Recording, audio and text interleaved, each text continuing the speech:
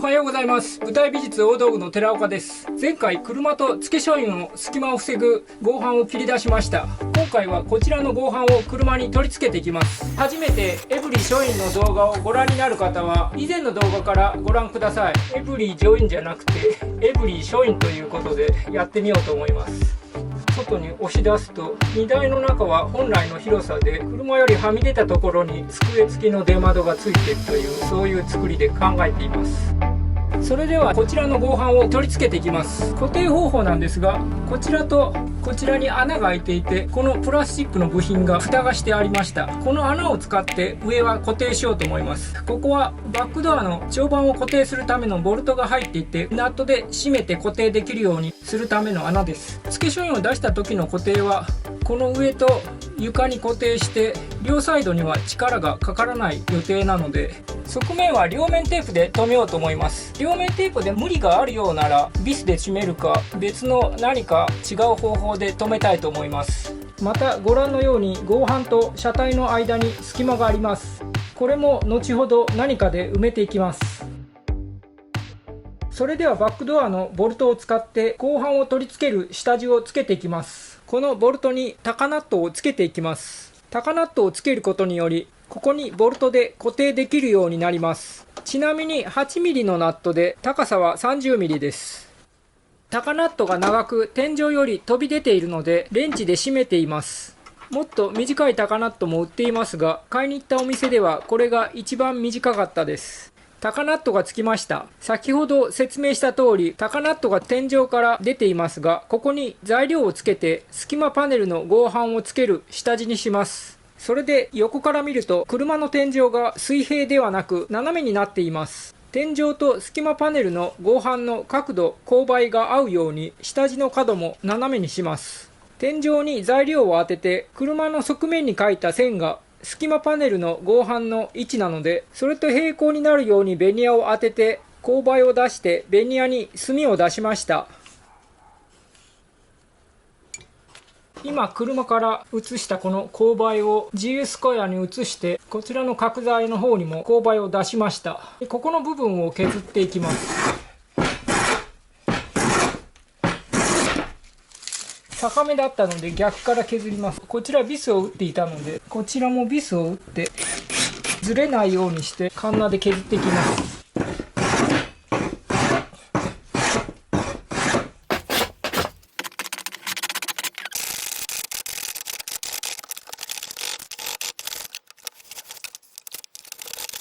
だいたい隅のところまで削りました。これでボルトをつける穴を開けていきます。それから天井が R で斜めですが、高ナットは垂直についているので、ボルトの穴は高ナットに合わせて材料には斜めに開けます。ボルトの位置を墨をして、高ナットが飛び出ていたので入るように穴を開けます。それでは先ほど墨をしたこちらの場所にボルトの穴を開けていきます。で、まず高ナットが飛び出ていたので、その深さまでこのテープを貼ったとこまで切りで穴を開けます。これが斜めになっているのでこういうこと。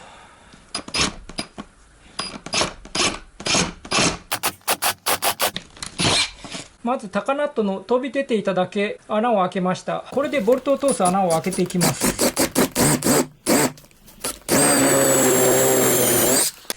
穴が開きました。ここにボルトを通して高ナットに留めます。今材料に対してボルトの頭が斜めになっているので、ボルトの頭に対して水平になるようにこの部分だけ削ります。ここのボルトがかかるとこだけ削りましたので、これでボルトの頭に対して水平になりました。これでしっかり留めれると思います。もう一つも同じようにできましたので、これで車につけてみます。出ている高ナットを避ける穴を開けたので、そこに高ナットを入れてボルトを締めます。材料とバックドアが平行になるように向きを合わせています。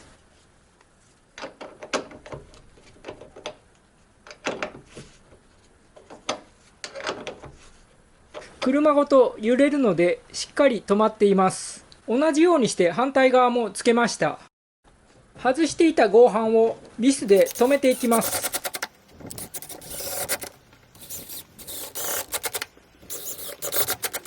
上が止まりましたので横を留めていきます。この自由スコヤの勾配がここの勾配になります。それを材料に移しました。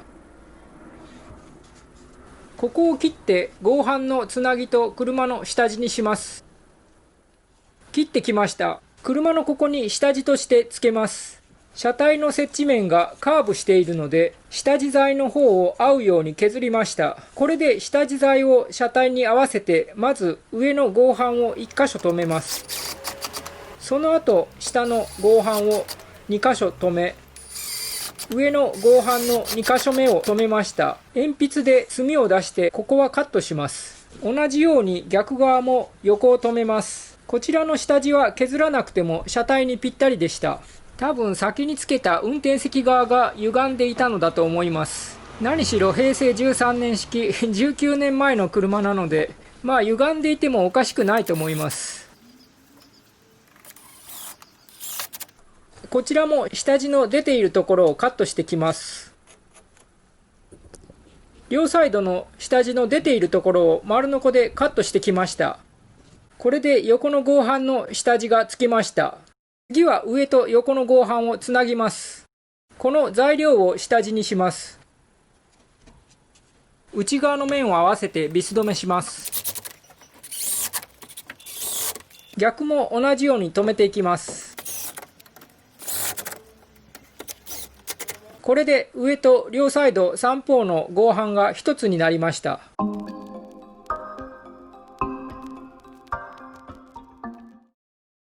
隙間パネルの合板と車体の間に隙間が空いていますが、それを埋めるのにウレタン樹脂系のボンド、主に床材とかつける接着剤なんですが、これを使って隙間を防ごうと思います。これがいいというわけではなく、最初は石膏ボード用のパテで隙間を防ごうかと思いましたが、これがちょうど余っていたので、こちらの方が強度がありそうなので、こちらでやってみます。実験でこのベニヤ板に木片をつけていました。今斜めにつけてこちらにわざと隙間を空けているので、この接着剤で隙間が埋まるかどうか実験してみました。マスキングテープ貼っているので、ここから一度剥がしてテープもこれで外します。裏側はボンドが固まっています。ここの合板の面と同じようにはみ出たボンドを削れば隙間が埋まると思いますので、一度ここのはみ出たボンドだけ削ってみます。こういうやり方で隙間を埋めてみたいと思います。まず隙間の状態を見てみます。ここの上の場所が隙間が大きく5ミリぐらいあります。その上は場所により 1,2 ミリぐらいの隙間です。天井は運転席側はいいのですが、ここが3部9ミリぐらい隙間があります。助手席側の横は上はいいのですが、合板のつなぎ目の上、ここが2部6ミリ空いています。その下はだいたい良さそうです。それではウレタン樹脂のボンドで隙間を埋めてみます。コーキングするように隙間に充填してみます。一応車体の方にはマスキングテープを貼ってボンドが車につかないようにしています。本来の使い方ではないのですが、うまくこれで隙間が埋めれそうです。隙間が大きいので一度では埋まりません。特にここは何度か充填して埋めていきます。裏から見るとはみ出しているので、しっかり充填できているのがわかります。一応裏からも充填しておきます。ヘラで余分なボンドをかき取ります。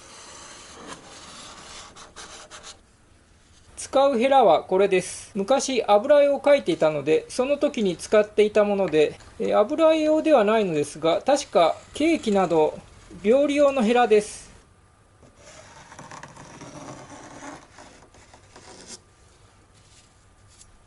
天井が終わりましたので横に行きます。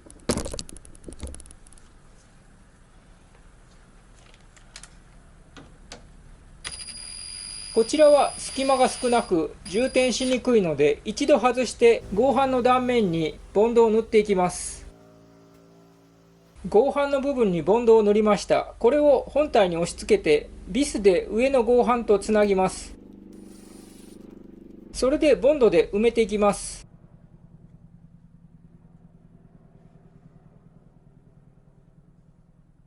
ここが隙間が大きいです。多めに充填します。ヘラではみ出たボンドはかき取ります。逆の助手席側も同じようにしていきます。ところで作業をしながら思ったのですが、初めはこれで隙間を埋めて一度外して両面テープで貼り直す予定でした。そのためにマスキングテープを貼っています。しかしこれで車に固定できる気がしてきました。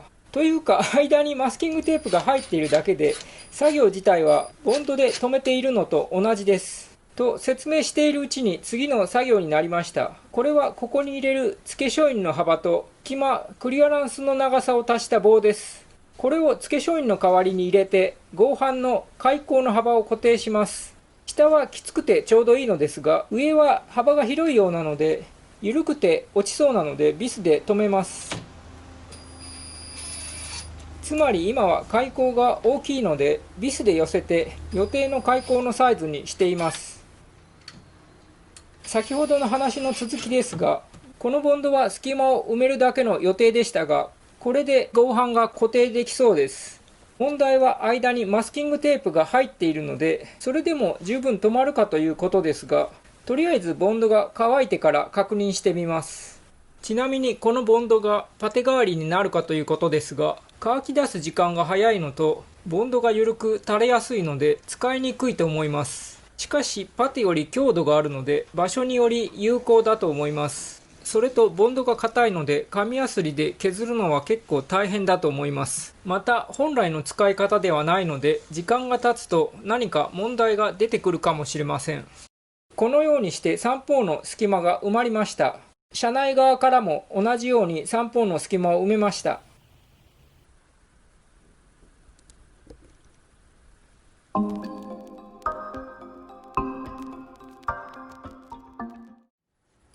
1日置いてボンドが乾きましたので、開口を固定しておいた材料を外します。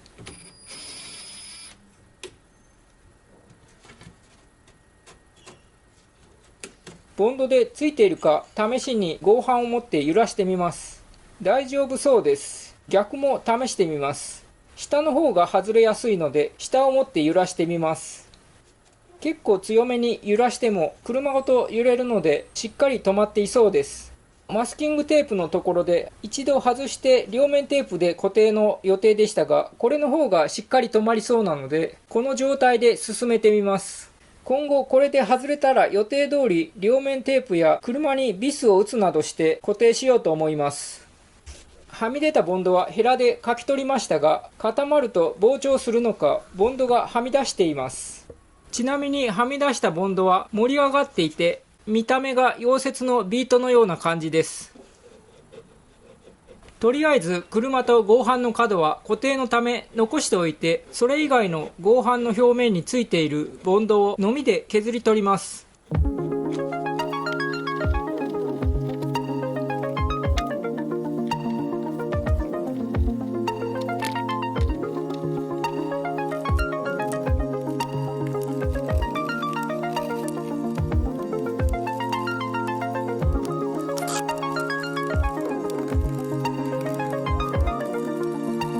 次は塗装をするので、その前に合板の欠けているところやビスやつなぎ目をパテで埋めていきます。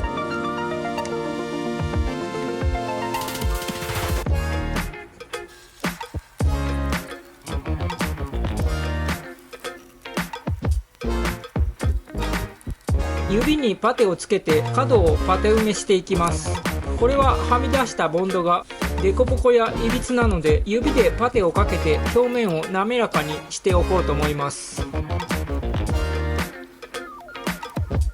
パテが終わりました。パテは乾いていませんが、裏技でこのようにウエスを濡らしてこれで拭き取ります。水で溶かして拭き取るのでパテが乾いている必要がありません。他にもホコリが出ないのでクリーンな作業ができます。その代わり大きい穴はパテをかき取りすぎたり、仕上がりの平面性はいまいちです。似ているものとしてトノコが塗った後にウエスで拭き取るので、同じようなやり方と考えてもらえばいいと思います。パテを拭き取り乾きましたので塗装していきます。これは黒の水性艶消しです。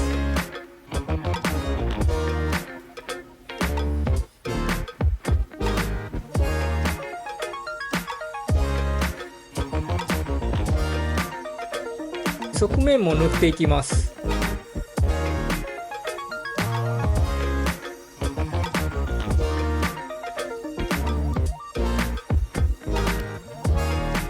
正面と側面を黒く塗装できました。余分なマスキングテープを剥がしていきます。カッターの刃を軽く入れて剥がしていきますが、ボンドがついていてなかなかうまく取れません。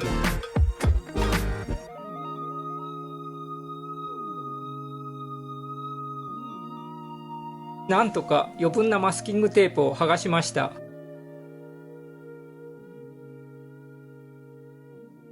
しかしテープが白いので黒い場所には白が目立ちます。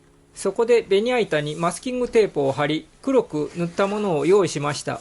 これを剥がしてここのボロ隠しとして上から下まで貼っていきます。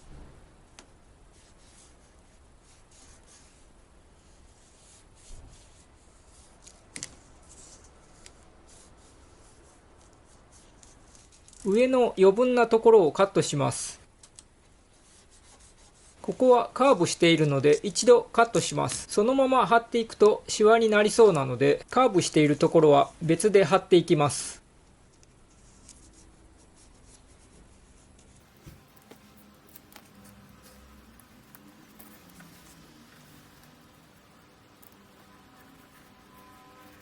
逆も同じように貼っていきます。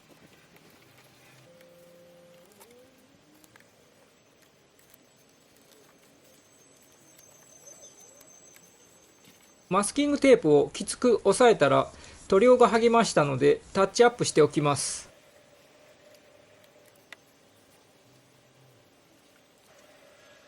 マスキングテープでボロ隠しというかやっつけ仕事ですが、パッと見は違和感なく仕上がりました。ちなみに車内側は今後付け書印を固定する何かをつけるので、その後で仕上げます。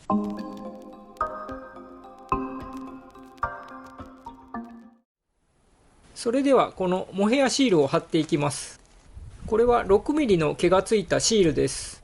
シールの裏紙を剥がして合板の小口に貼っていきます。隙間を塞ぐ合板と付け書印の間に 4mm ずつの隙間を空けていますが、このモヘアシールでその隙間を埋めます。角は折り曲げていると剥がれそうなので一度ここで切りました。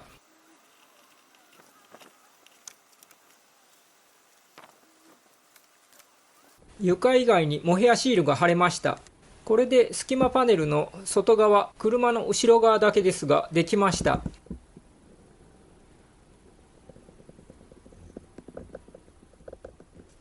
それでは付け書印を入れてみます。隙間はギリギリのはずなので片方だけ角を当てて斜めに入れて、その後まっすぐにして全体を入れます。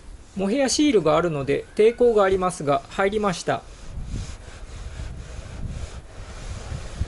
ゆっくり入れてみます。少し重いですが程よい抵抗でスムーズに入りました。隙間の感じです。上は隙間が多いですが横は良さそうです。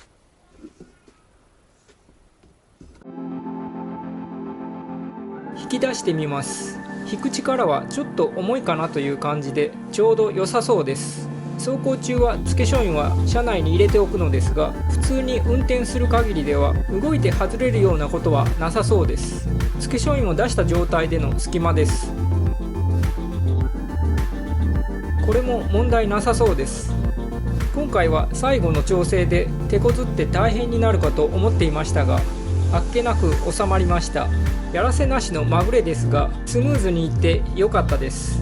予定外のボンドで固定できたのも良かったと思います。今回は隙間パネルの合板を車に固定する動画でした。次回は付け書印を出した時に固定する部品か何かを作る動画の予定です。今の段階ではどうやって固定するかとかまだはっきり決めていないのでこれから考えてみたいと思います。今回も最後までご視聴いただきありがとうございました。よろしければ高評価、チャンネル登録もよろしくお願いします。それではさようなら。